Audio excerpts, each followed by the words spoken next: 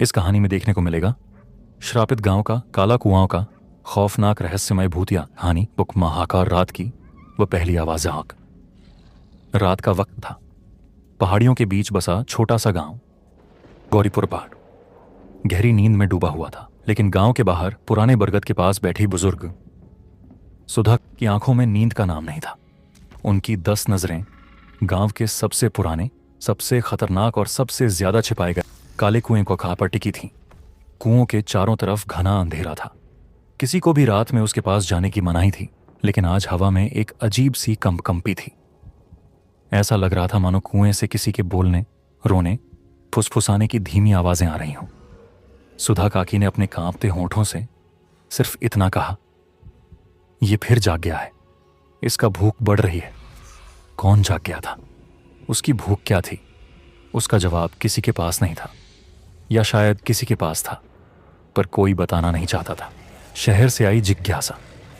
शहर में रहने वाला 24 वर्षीय आरव छुट्टियों में अपने ननिहाल गौरीपुर आया था। आरव को अजीब और रहस्यमयी जगहों का शौक था।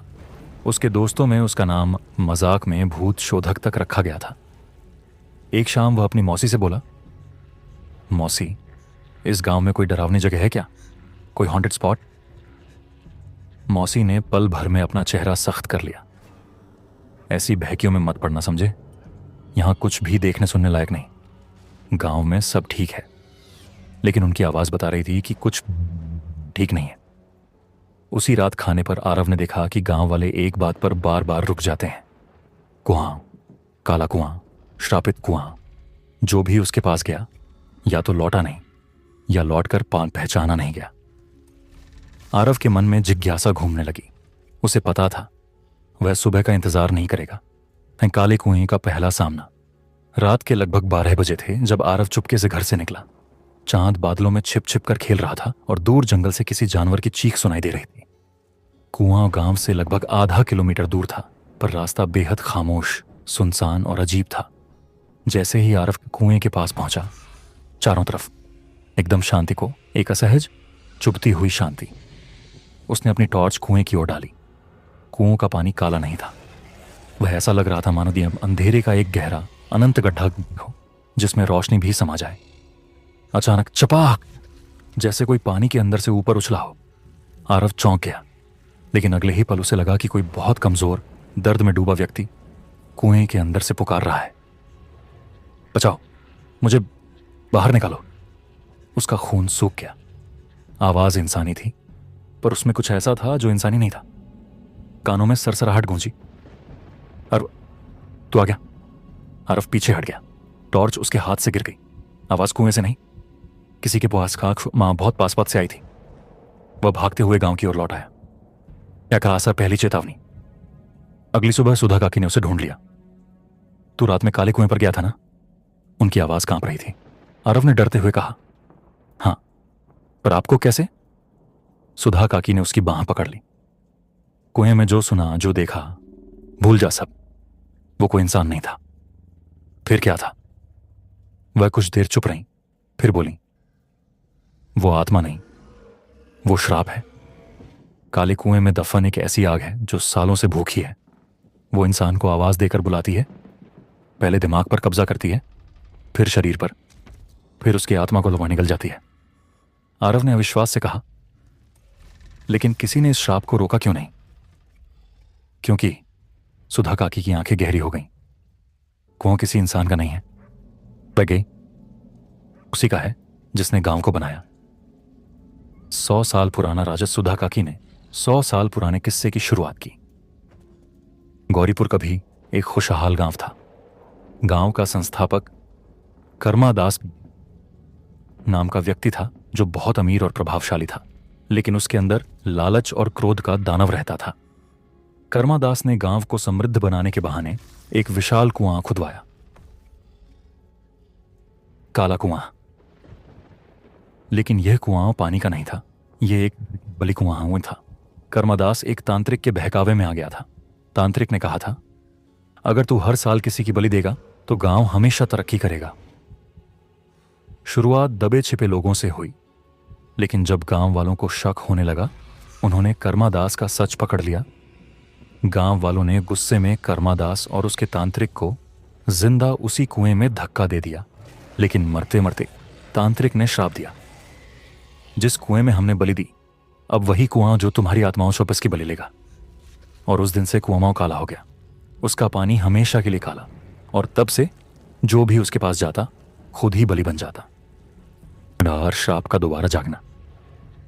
सुधा काकी बोली, श्राप हर 100 साल में जागता है, और इस बार तू कुएं के अंदर की आवाज सुन चुका है, अब वो तुझे छोड़ेगा नहीं। आरव ने एक पल के लिए उनकी बात को नजरअंदाज किया, लेकिन उसी रात उसे नींद में वही आवाज सुनाई दी। आरव, मुझे बाहर निकाल, मैं तेरा इंतजार कर रहा हूं। सुबह उसकी आंखें लाल थीं, उसका चेहरा पीला। उसके मन में एक ही ख्याल था, कुएं तक फिर जाना है, इस बार और गहराई में देखना है। वह श्राप के प्रभाव में आ रहा था और उसे खुद पता भी नहीं था। आमाश दूसरी रात, दूसरा सामना। इस बार आरव अकेला नहीं गया, उसने अपने 2 गांव के दोस्तों धीरज और मोहन बासमेत को साथ लिया। दोनों ने उसे समझाया, पागल मत बन, लोग यहां आते आते गायब हुए हैं। लेकिन आरव पर कुएं का असर बढ़ चुका था। उसने सिर्फ इतना कहा, अगर मैं ना जाऊं तो कुछ गलत हो जाएगा। तीनों रात में कुएं की ओर बढ़े। इस बार कुएं के पास धुंध तैर रही थी, टॉर्च की रोशनी भी उसमें गुम हो रही थी। जैसे ही वे नीचे झुके, अचानक कुएं के भीतर से सैकड़ों हाथ बाहर निकले, काले गीले सड़े हुए हाथ। धीरज चीखा, भागो! मोहन जड़ हो गया। काले हाथों ने उसके पैर पकड़ घसीटना शुरू कर दिया। मोहन चीख रहा था, बचाओ आरव, धीरज, कोई तो। दोनों दोस्तों ने उसे खींचने की कोशिश की, लेकिन उन हाथों की ताकत इंसानी नहीं थी। कुछ ही सेकंड में मोहन कुएं में समा गया। उसकी आवाज हवा में गूंजती रही, बचा लो। फिर एकदम सन्नाटा। धीरज भाग गया, लेकिन आरव वहीं खड़ा रहा, कुएं को घूरते हुए, जैसे कि वह उन्हीं काले हाथों का हिस्सा बन चुका हो। कहा, कुएं की कैद। अगली 2 रातों में आरव और भी अजीब हो गया। वह कम बोलता, कम खाता, और उसकी आंखों के नीचे काले घेरे गहरे होते जा रहे थे। कभी कभी वह अचानक बोल पड़ता, कर्मादास वापस आएगा। बलि अभी पूरी नहीं हुई। काला कुआं भूखा है। गांव वालों ने निर्णय लिया कि आरव को गांव से बाहर भेज देना चाहिए, लेकिन अब देर हो चुकी थी। उस रात जब गांव सो रहा था, आरव खुद ही कुएं की ओर चला गया। कुएं के पास वही काले हाथ फिर उभर आए, लेकिन इस बार हाथों ने उसे पकड़कर नहीं खींचा, बल्कि उसे बुलाया। आरव ने बिना किसी डर के कुएं की दीवार पर हाथ रखा। अचानक कुएं की आवाज गूंजी, तू चुना गया है, 100 साल पूरा हुआ, अब बलि शुरू होगी। और अगले ही पल आरव कुएं में गिर गया। फिर कुएं के अंदर का नरक। कुआं अंदर से बिल्कुल वैसा नहीं था जैसा ऊपर दिखता था। वह एक गहरा अंतहीन गलियारा था, जहां दीवारों से खून रिस रहा था और फर्श गीले शरीरों से चिपचिपा था। आरव ने देखा, हर तरफ आत्माएं बंदक डकाक थीं। कुछ बच्चे, कुछ औरतें, कुछ बूढ़े। उनकी आंखें खाली थीं। सारे कुएं की दीवारें उनकी आत्माओं से बनी थीं। कुएं की गहराई में कर्मादास की आत्मा जंजीरों में कैद थी, लेकिन उसके चेहरे पर एक पागल, हिंसक हंसी थी। मैंने कहा था, बलि कभी खत्म नहीं होगी। तांत्रिक की आवाज भी गूंजी, तू पहला नहीं, तू आखिरी भी नहीं। आरव पीछे हटना चाहता था, लेकिन कुएं की आत्माएं उसके चारों ओर घूमने लगीं, उसे अपने जैसा बनाना चाहती थीं। कुएं की आवाज बोली, अब तू भी अपना नाम खो देगा और इस कुएं का हिस्सा बन जाएगा। तारी अंतिम प्रयास।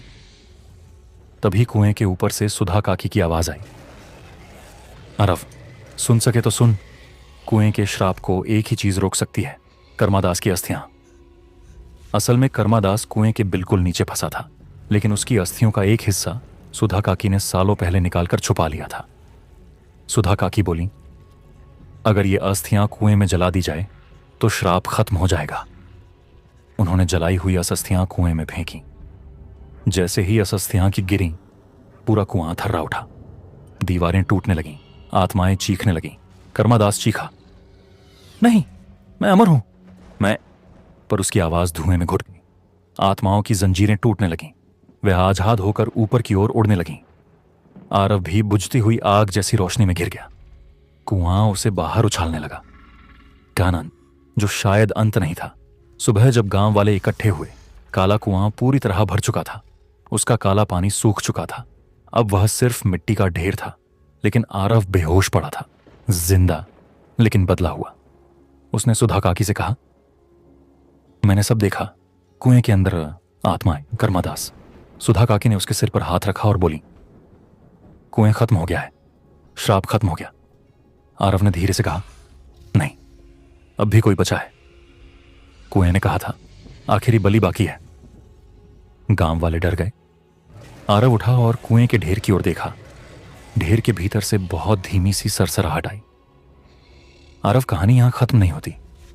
काला कुआं खत्म नहीं होता। श्राप शायद छोटा हुआ है, पर टूटा नहीं।